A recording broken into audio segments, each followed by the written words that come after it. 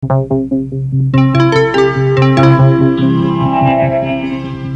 Aloud. Conversations on the leading edge of knowledge and discovery with psychologist Jeffrey Mishlove.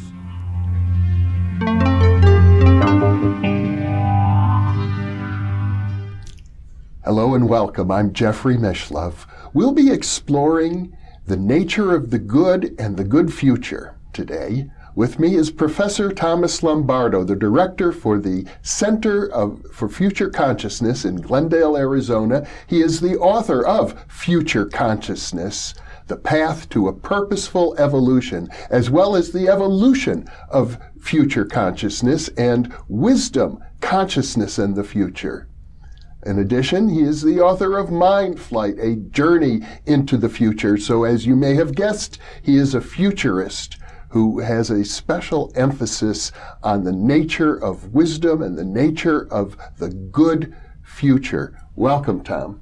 Yes, thank you, Jeff, and good to see you. Yes, a and pleasure good to be here. Pleasure to be with you. Mm-hmm. When we think of the nature of the good and the good future, it sort of harkens back for me to the ancient Greeks, who, like Plato, who emphasized so much the importance of thinking about justice and goodness. Yes, in fact, the topic of the good goes back not just to the ancient Greeks, it goes back to various fundamental Eastern philosophies and religions.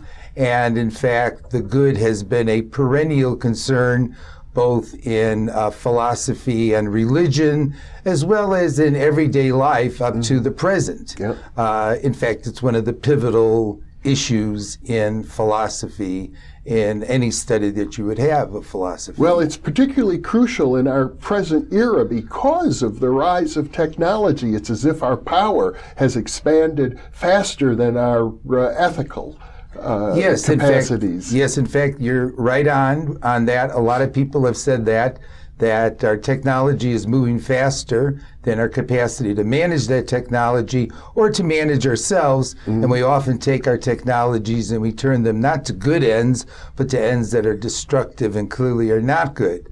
I particularly, though, want to emphasize the question of the good future, because I think that is the pivotal challenge in human life that we face both individually and collectively. That's the way I start my book, Future Consciousness, is with the question of what is the good future and how do we create it? Well, and offhand, it would seem the good future is one in which there's a lot of well-being. People are healthy and happy, and then all of a sudden it dawns on me, wait, if that happens, we're going to overpopulate.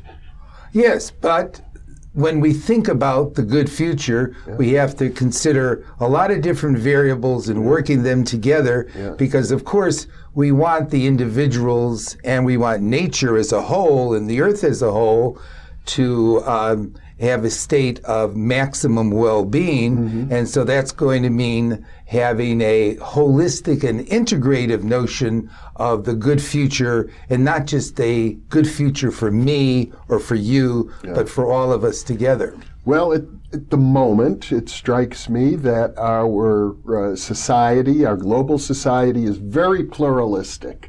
There are many, many competing aims and competing visions, and the idea of an integrated whole would seem to imply an integrated society, and we seem very far away from that. Yes, in many ways we do, and it's clear as I have reviewed over theories of the good and theories of the good future, that it's a contentious area. There are many different views, and they can be views derived from religion, spirituality, from economics, from technology, from environmental philosophy. But we also find that there's a significant amount of agreement across the globe as to fundamental human values that should be pursued.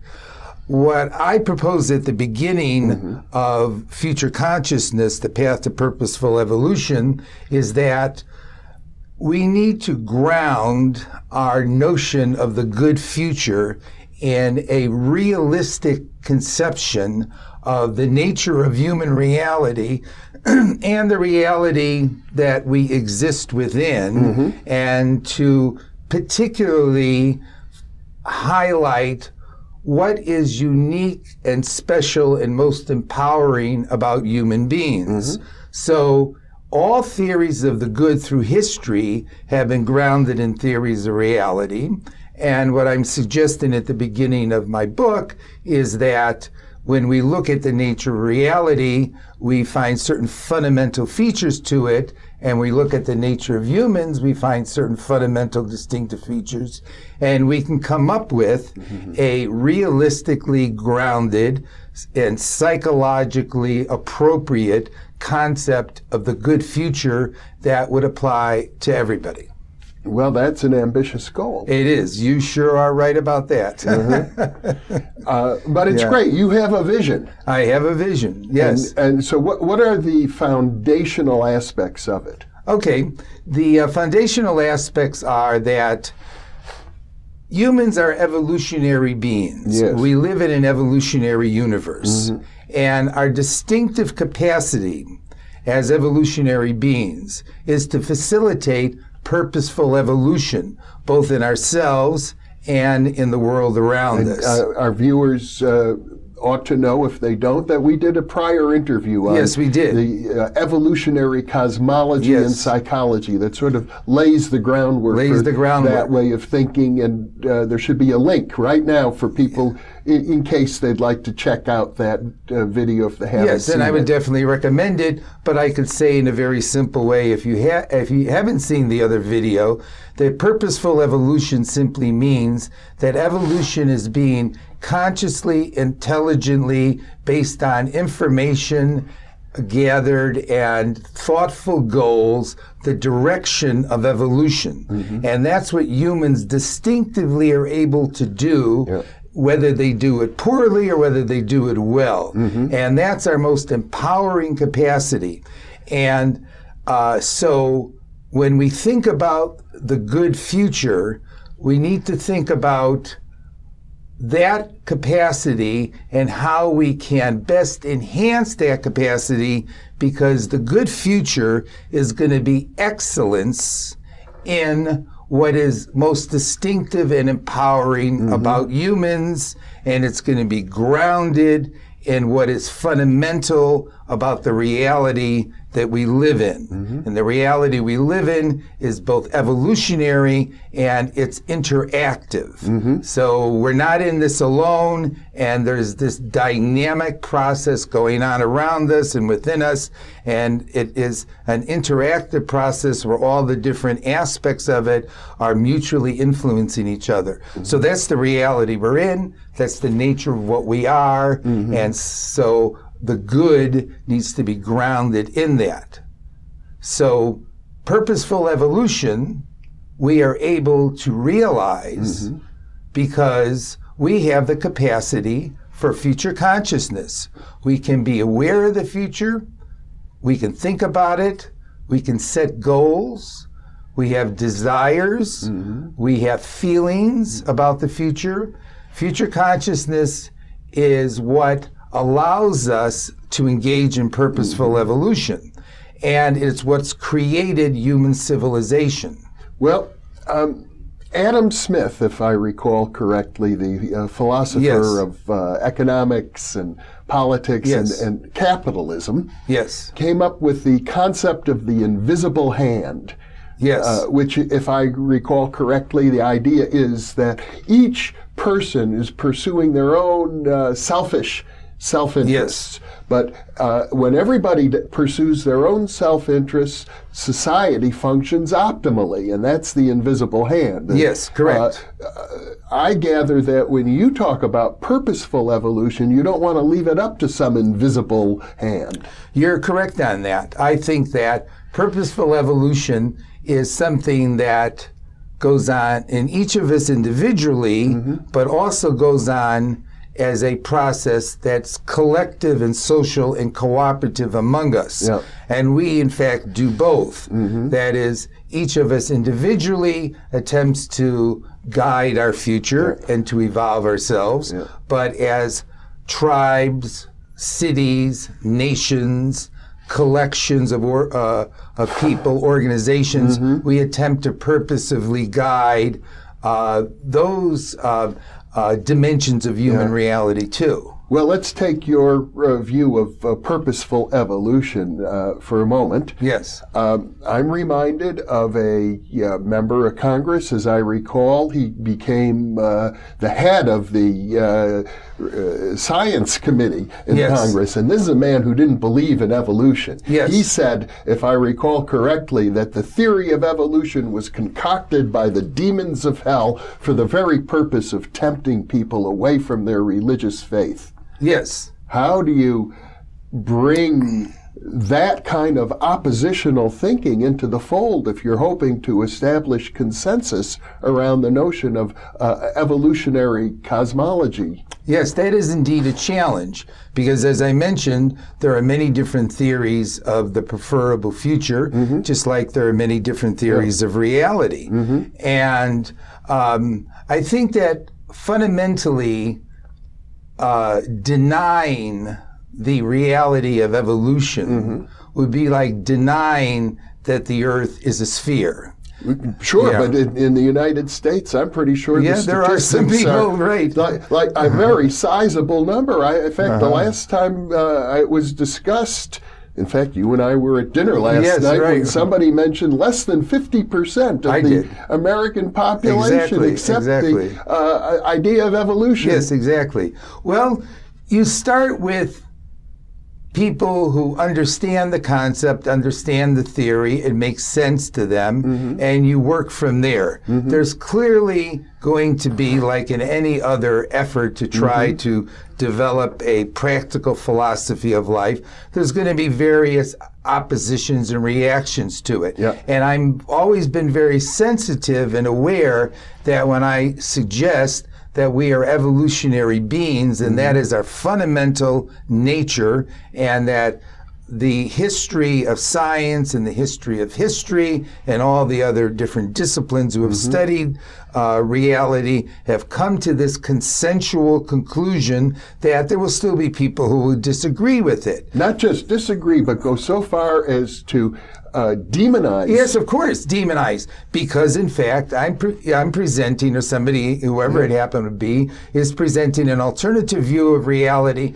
that has alternative implications regarding what to pursue in the future. And consequently, it turns into more than just a debate about truth. It turns into a debate about ethics. And it turns into a debate about what your motivation is, your agenda is behind it. So, yes, there's clearly going to be opposition to this idea from multiple directions, although I should mention that there is a significant portion of the religious population across the globe that in some manner or form does both understand the principles of evolution and does attempt to incorporate them into the religious beliefs.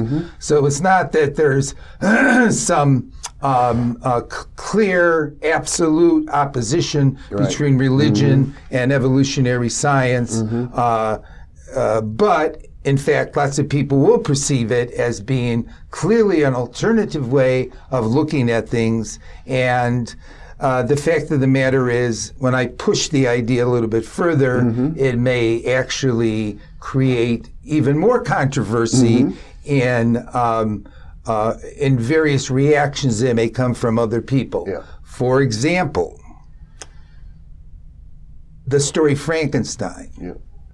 Mary Shelley, who wrote it, presented it as a horror nightmare of somebody, that's Frankenstein the scientist, who attempted to gain control over life and create life. And that his ultimate sin there, the great blasphemy, according to her, was playing God. We shouldn't mess with God's creations. I will suggest to you that history unequivocally and repeatedly reveals that humans, by their very nature, from the beginning of the hominid ancestry, have been messing with nature. That is, we have been playing God in Mary Shelley's sense. And that, in fact, that's what purposeful evolution is. It is our very nature to manipulate and alter both ourselves and the world around us.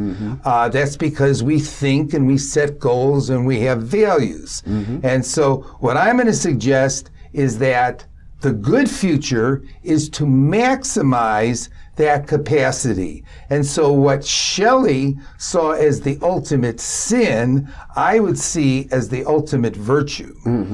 Well, and somebody opposing you would say, well, you're trying to promote a Frankensteinian horror movie as the ideal future. Yes, and I would respond to that in that story, the central character, Frankenstein the scientist, was a character of clear weakness and personal flaws in his makeup, which is what indeed led to the disaster of the movie. That he was not an ethically admirable person. It had nothing to do with his experiment. It had to do with his motivation, how he reacted to the whole thing. If I gave birth to a child and looked at it and went, ah! and then ran away and left that poor little kid sitting there, of course that would cause some problems, which is what he did in the story. Well, I gather it wasn't just Frankenstein himself, it was the villagers and all people responded to the creation of Frankenstein with a sense of horror and disgust. I don't know if that's entirely true in the whole story. And Frankenstein, we have two creatures. We have the creature written about in the novel, and then we have the way the creature evolved in the movies with Boris Karloff playing him. Now, the creature in the novel actually became articulate, was a thoughtful being, and was actually a rather admirable character in the novel. He increasingly came to be seen as a monster as Hollywood turned him into a monster and had Boris Karloff play him as this hideous and ugly being. I saw recently a Broadway version with Benedict Cumberbatch playing the monster, and it was brilliant. The dialogue between Frankenstein and his monstrous creation was also quite brilliant. Now, a fundamental thing at work here is that we have this apprehension and fear and this uncertainty over both our abilities to create something alive that is going to be of benefit and going to be positive. And we have this apprehension also that it may turn out that way and that our position of sovereignty as the dominant species on the earth will be usurped.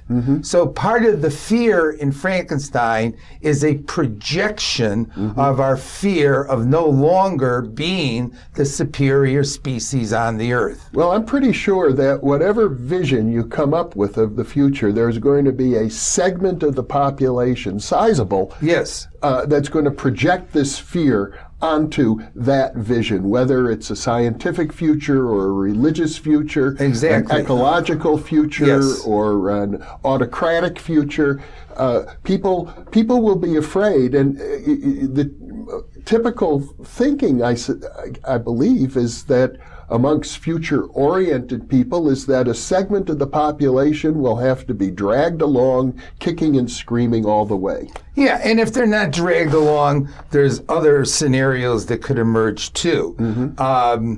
It's clear that human history is a contentious reality, and you never get uniformity of belief. A mistake throughout history is attempt to enforce uniformity of belief, which leads to tyranny. So you don't want to pursue the direction of tyranny for various ethical reasons. But there's always going to be contention. There's always going to be disagreement going on. So it won't be surprising that as our capacities for further evolution of ourselves emerge, that will create dissonance and create conflict. It always has in the past. And I would even throw back at religious thinkers that all of their great figureheads, when they spoke their particular views of reality and the good, had extreme negative counter-reactions to them. Yep. See, so whenever somebody comes up with a new idea that might be a better idea, there are the people who want to enforce stability in the status quo, who react negatively against anything which is innovative. And paradoxically, although maybe we can understand the human psychology of it, when the promise is for something better, that doesn't seem to make any difference. They'll still say, I don't want to have anything to do with it. This is terrible. So how do you go from there to your notion of purposeful evolution? What I'm saying is that, number one, we are evolutionary beings. Number two, our unique capacity is to guide evolution. That is, we engage in purposeful evolution. We do this through our capacity for future consciousness. And although you may disagree that, in fact, that's the right way to look at us, I would throw back at you, look at how you live. And if you look at how you live and how your mind works, you will see that, in fact, that's what you do with your conscious minds. So, one might as well enhance those capacities as opposed to deny the obvious, as opposed to fight against the obvious. And of course, somebody could say, well, nothing is obvious and it depends on one's interpretation. But I think that it's very obvious to me that humans through their lives have that they constantly work toward attempting to manipulate reality and manipulate it in directions of what they think is good. Sure. But individuals do that. And individuals, But yes. what about, I mean, then we're back to Adam Smith's invisible hand. If everybody just pursues their own future evolution, somehow it'll work out for the best. No, we have to go a step further here. And the step further we go is, if our distinctive capacity is to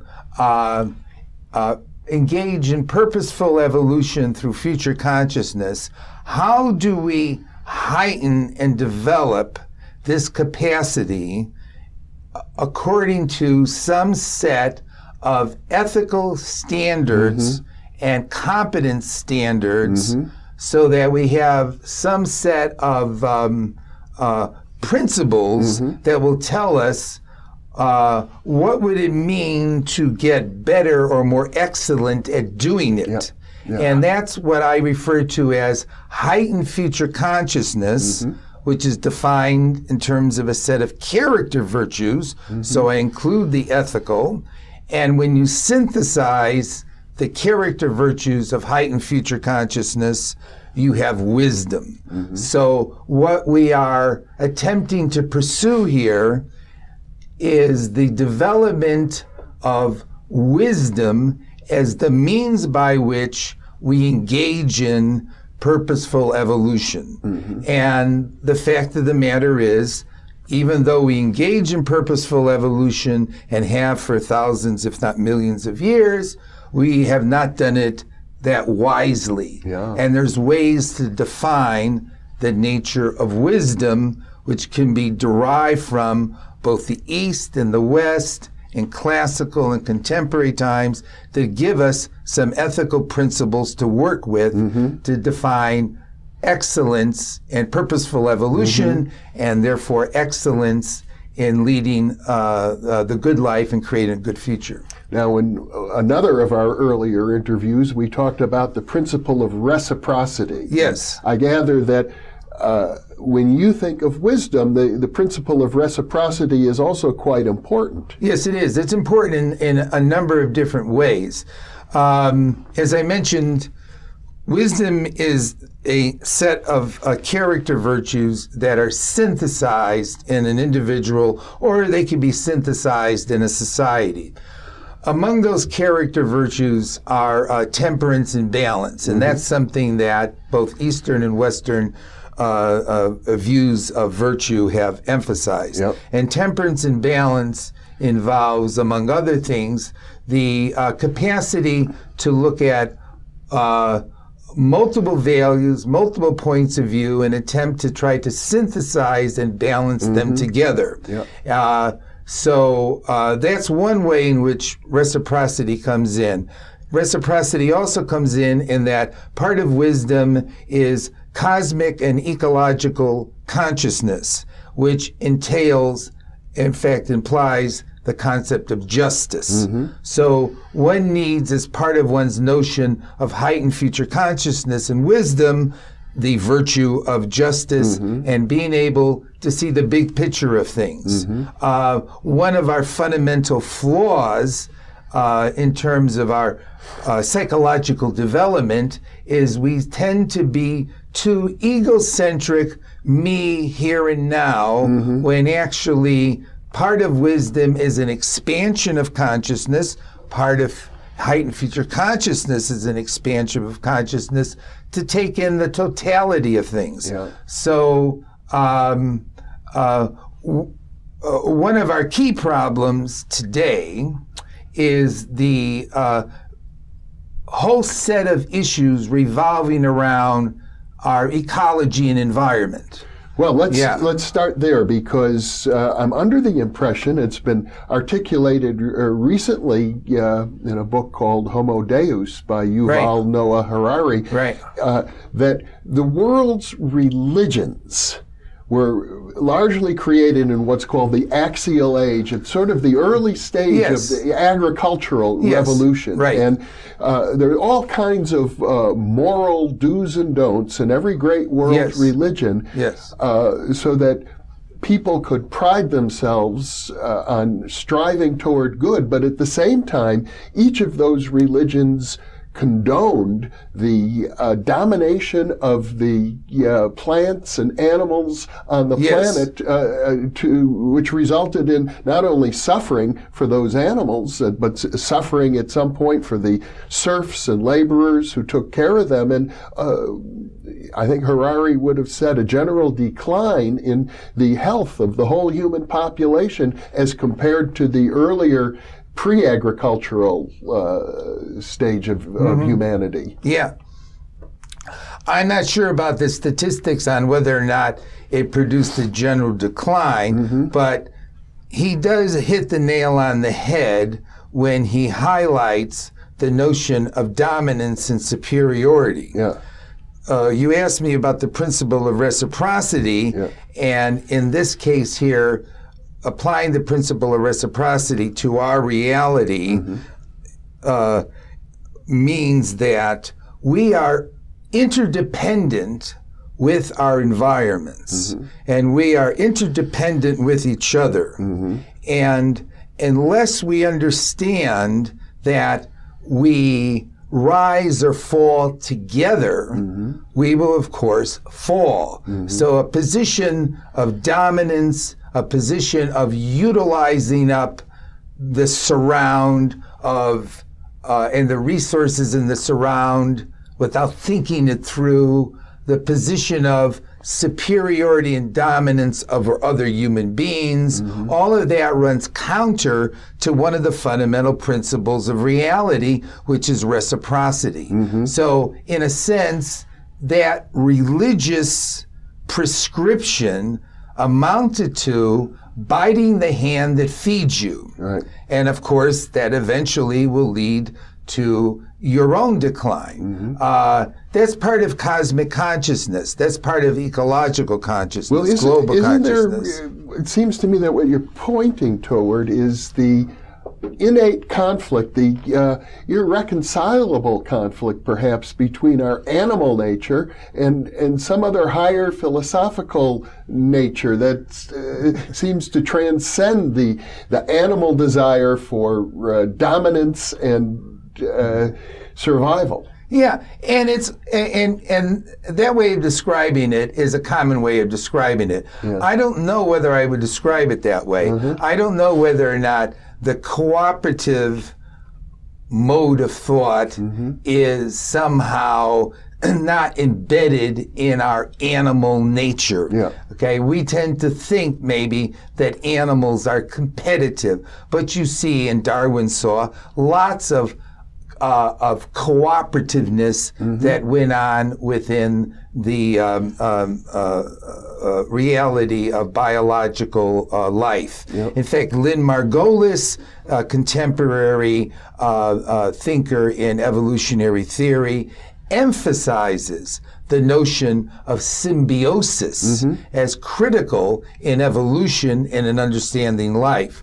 So, H.G. Wells, for example, and his advocate Thomas Huxley thought that evolution seemed to indicate that humans were these competitive animals and that it was survival of the fittest, and that somehow we had to transcend that in order to have an ethical society.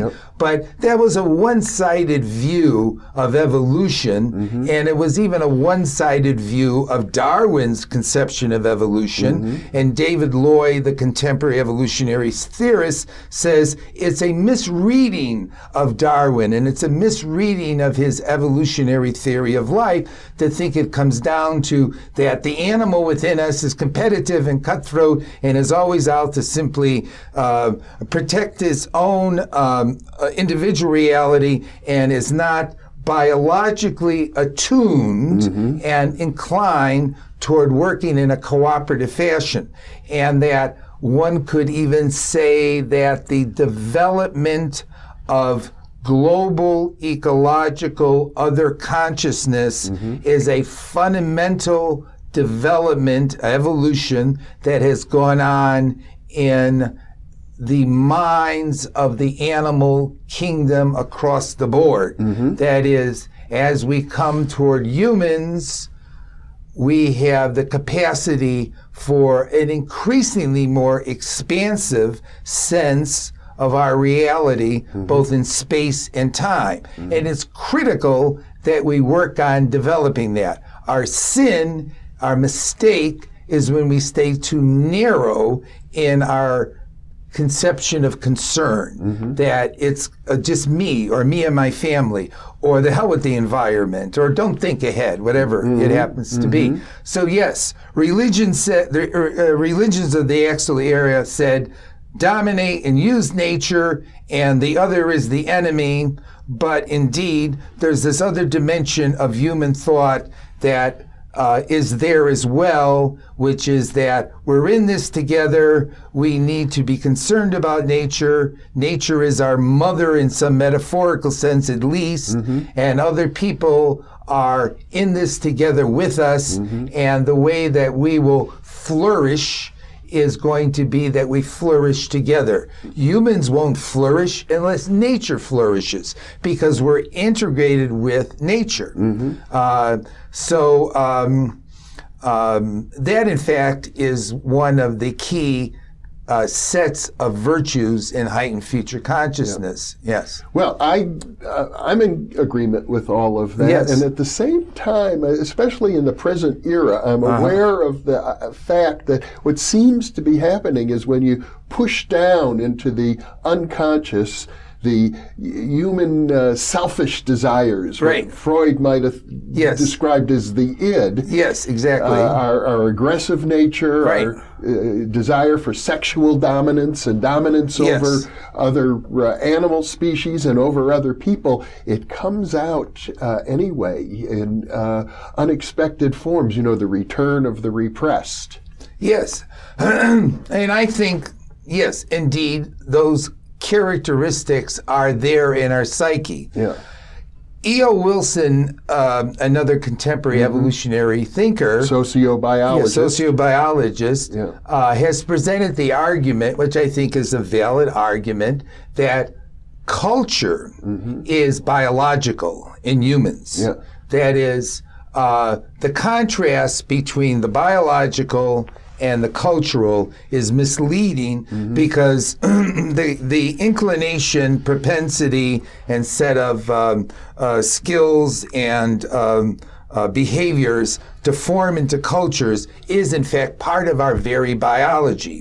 When Freud set up his theory of the human mind, his id, which was the biological part, was the part that was presumably self-centered and wasn't concerned about morals or ethics. Right. And then he put the superego over here as a separate entity, which presumably housed all of our morals and values, except he thought that was a creation of society imposed on the id. Right. That may be a screwed up psychology. And in fact, our values are in fact our very capacity for having values and morals, and our capacity for having culture, and our capacity for having thoughtful concern for others, that may be, in fact, I believe it is, part of our biology. And you also argue, as you did earlier, that we can enhance those. And we can enhance them, yes. Just because we have them, like everybody can think, everybody can learn, everybody has feelings, everybody has motivation, everybody can perceive, all those basic psychological processes all can be enhanced and developed because they all are skills. And so when you heighten future consciousness, what you're doing is you're heightening basic capacities that all of us already have, and you come up with a set of character virtues, which goes back to the Greeks but also goes back to Confucius, that define excellence within those fundamental psychological abilities that all of us presently have. So you're saying just as with discipline and exercise and practice, we can enhance our memory, we can enhance our capacity to run faster or to swim faster or to run longer.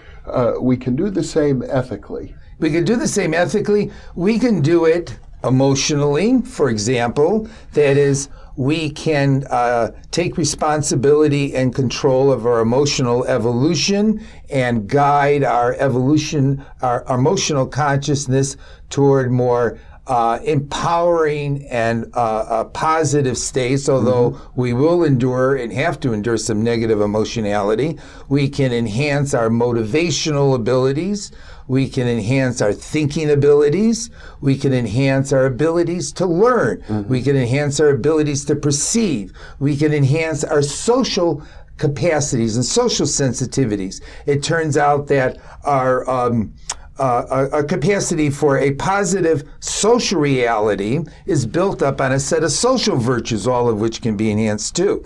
The key in all of it, I suggest, the cardinal virtue of heightened future consciousness is self-responsibility.